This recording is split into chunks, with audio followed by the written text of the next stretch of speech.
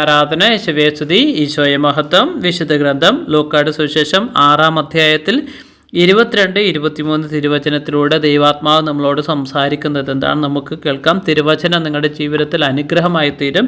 ഈ സന്ദേശം ആദ്യം മുതൽ അവസാനം വരെ നിങ്ങൾ കേൾക്കുകയും ഈ തിരുവചന ഭാഗങ്ങൾ വായിച്ച് ധ്യാനിക്കുകയും ചെയ്യുക. ദൈവത്തിൻ്റെ വലിയൊരു അനുഗ്രഹം ഈ വചനത്തിലൂടെ നിങ്ങളുടെ ജീവിതത്തിൽ ലഭിക്കാൻ വേണ്ടി ബ്രദർ പ്രാർത്ഥിക്കുന്നു.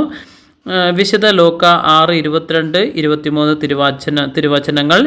മനുഷ്യപുത്രൻ നിമിത്തം മനുഷ്യർ നിങ്ങളെ ദൂഷിക്കുകയും പുറന്തള്ളുകയും അവഹേളിക്കുകയും നിങ്ങളുടെ പേര് ദുഷിച്ചതായി കരുതി തിരസ്കരിക്കുകയും ചെയ്യുമ്പോൾ നിങ്ങൾ ഭാഗ്യവാന്മാർ.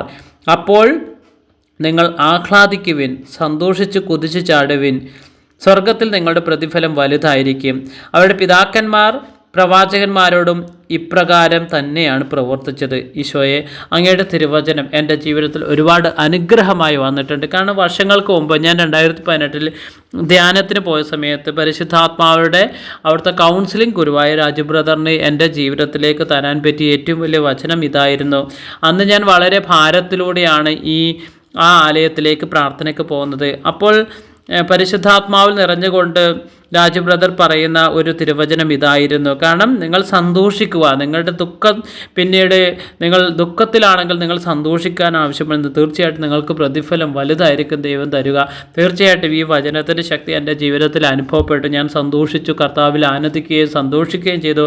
അതിൻ്റെ ഫലമായി ഞാൻ ഇന്ന് സന്തോഷമായിട്ട് ദൈവവചനം പറയാനും ദൈവത്തോട് ചേർന്നിരിക്കാനും എനിക്ക് ദൈവം അവസരം തന്നു. അതിന് ഞാൻ ദൈവത്തോട് നന്ദി പറയുന്നു. നിങ്ങൾ ഓരോരുത്തരും ഈ വചനം വിശ്വസിക്കുക, പ്രാർത്ഥിക്കുക, ധ്യാനിക്കുക, ദൈവവചനത്തിന് വില കൊടുക്കുക. ദൈവം തീർച്ചയായിട്ടും നിങ്ങൾ ഓരോരുത്തരെയും അനുഗ്രഹിക്കും. നിങ്ങൾക്ക് വേണ്ടി ബ്രദർ പ്രാർത്ഥിക്കുന്നു.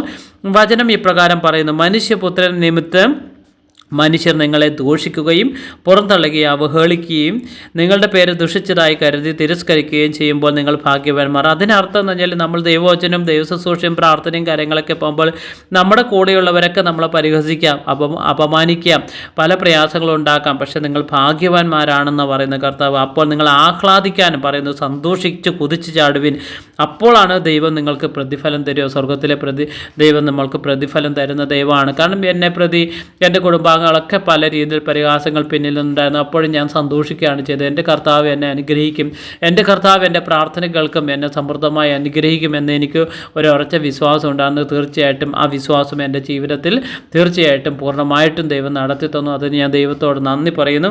ഓരോരുത്തരും വിശുദ്ധ ഗ്രന്ഥത്തിലെ വചനം എടുത്ത് വായിക്കുക. ദൈവവചനം അനുഗ്രഹമുള്ളതാണ്. നിങ്ങളുടെ ജീവിതത്തിൽ അഭിഷേകമുള്ള വചനമാണ്. യേശുവേ ആരാധന. യേശുവേ സ്തുതി. ഈശോയെ മഹത്വം, മഹത്വം, മഹത്വം.